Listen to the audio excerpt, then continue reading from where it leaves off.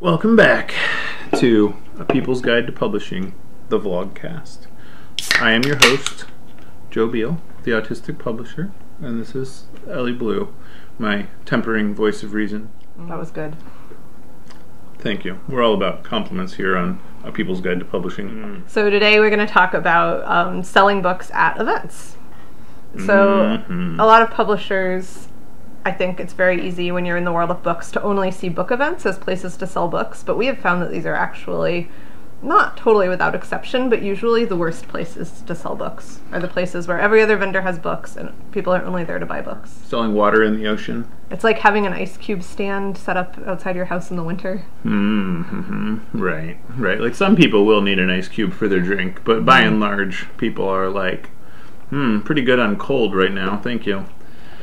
Or it's like when you have a farmer's market and there are too many vegetable sellers all selling broccoli. Right. More to the point. Plenty of asparagus vendors. And then the next week, none of the vegetable vendors come. Yeah.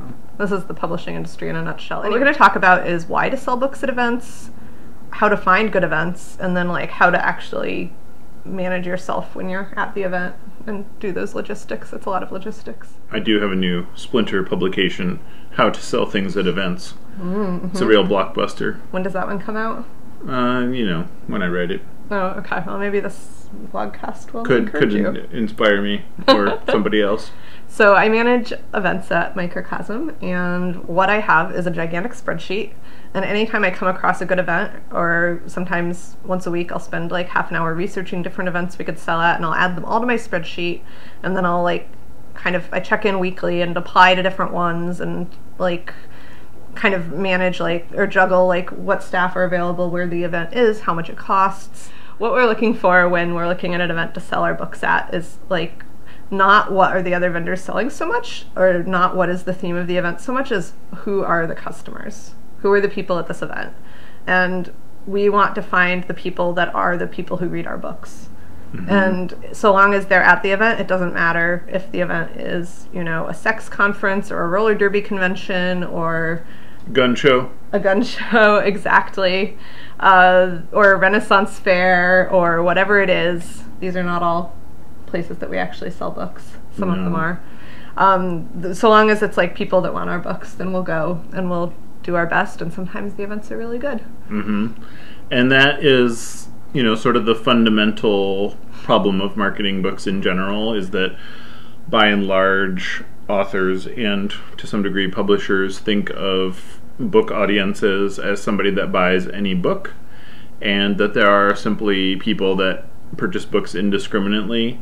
But everybody is a pretty distinguishing consumer, especially for their own purchasing and reading.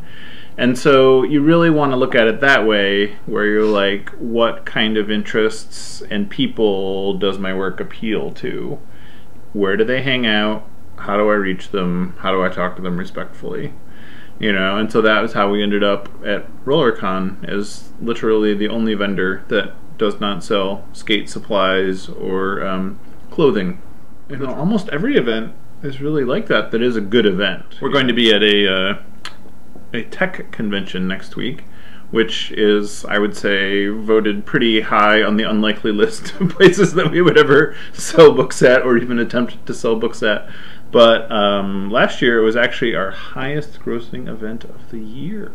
And it's because the people that were there were interested in tech, but they were more interested in creative uses of tech and in sort of how to sort of be a better person in a way, and how to be a better technological citizen and consumer, and all of those interests really do align with our catalog. And also the people were just cool and interesting, And it's just a 100% overlap, but that is simultaneously not our existing base. They have their base and we have our base, and they're sort of side by side. Maybe the teensiest bit of overlap.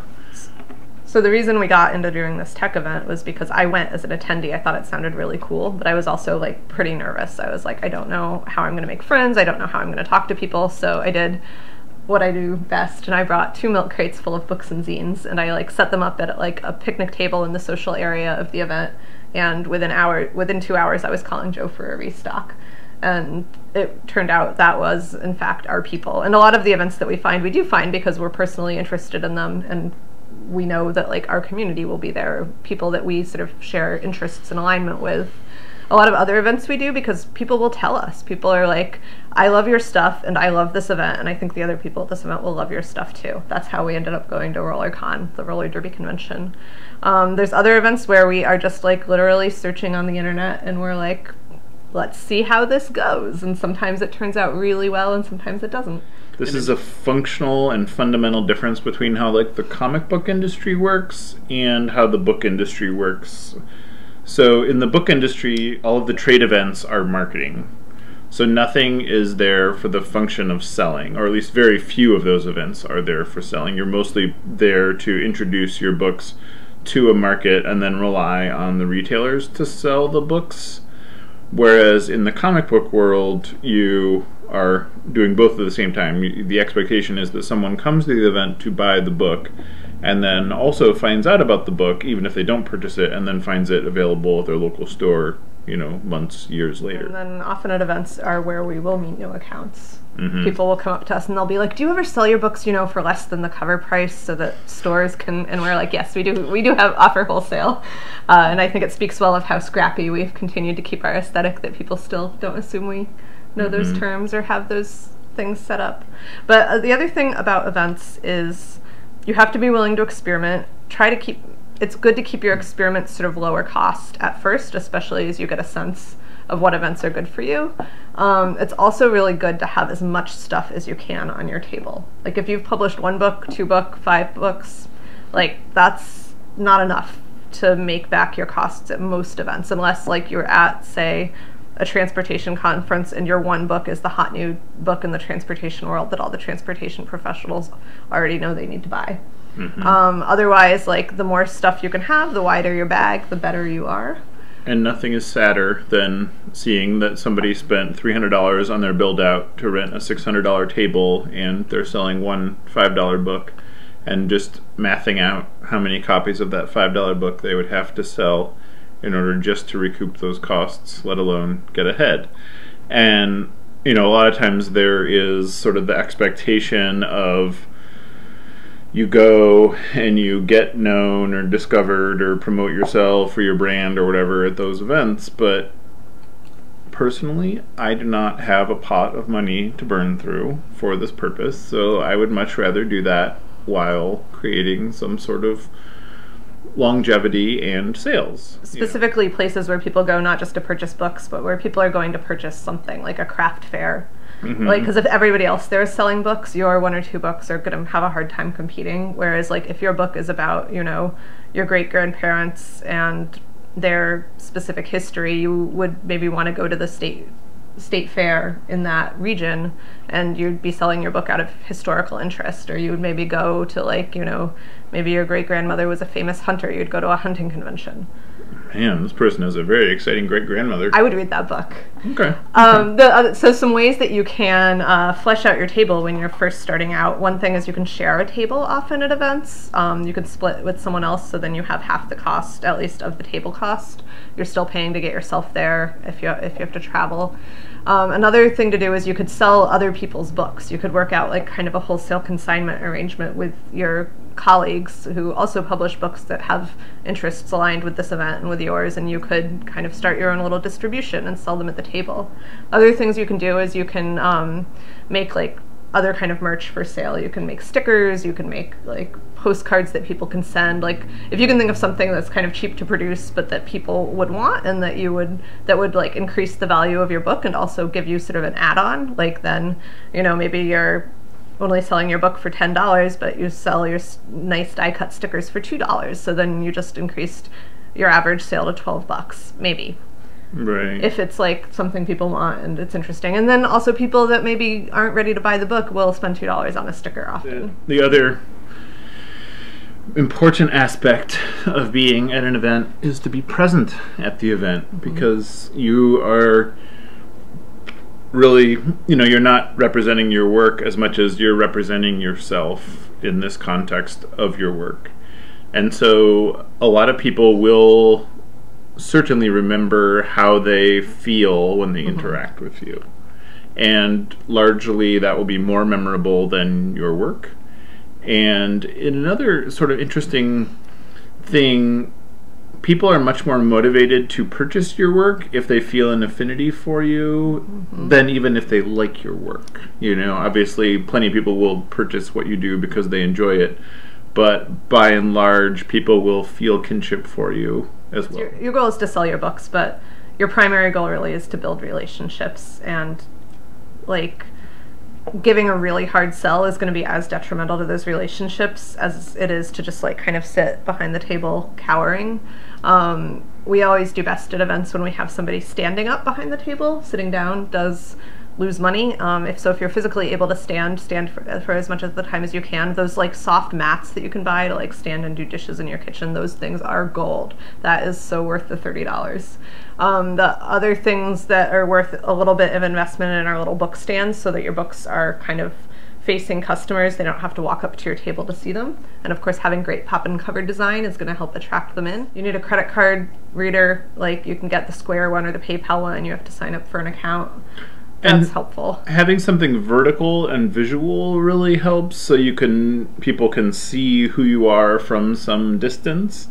And it doesn't, maybe you are all about glossy fancy. I, however, am not. So you could have a printed laminate piece of vinyl, or you could have a bed sheet with paint on it. It is not a tremendous, obviously these will project certain things about you, but what you really need is legibility and to project an image accurately. You don't want to project the opposite of who you are. Yeah, and you want to try to have a positive interaction with everyone who comes by your table, even if it's just a hey. And sometimes, be prepared to just speak passionately about the subject that your book is about, and that's the way you'll find your fellow nerds that are really passionate about that subject. And they're much more likely to buy your book if you're able to engage with them as an equal than if you're just trying to get something from them. And even if something that you do isn't right for somebody that's looking at it right then, they're still cataloging it in your brain, or in their brain rather, to tell somebody else about it that would be interested in it, because a lot of it is about the longer term, where that is how people think, and so you're just planting a seed. And having something like a business card, even if it's just a little piece of paper that you've pre-written your name and email and website and phone number on, is really helpful. Events are places where we make a lot of connections. Someone might not buy a book, but maybe we'll get a call a month later and they'll be hey, can you come speak to my class, or can you come table at this other event that's even more amazing, or can you or they'll pitch us the next big book that is, a lot of people will try to pitch you books at events, and do what you feel. Most of them won't be right for you, but that's okay. You can direct them to your submission guidelines that you hopefully have on your website. Or you can just say, I'll get back to you about that. Yeah, and sometimes you will get your next great book pitched to you at an event. It happens. Well, thank you for joining us once again on A People's Guide to Publishing. You know where to find us. Microcosm.pub, or on Twitter at Microcosm, or on Instagram at Microcosm_pub, or on Facebook at Microcosm Publishing. Thank you.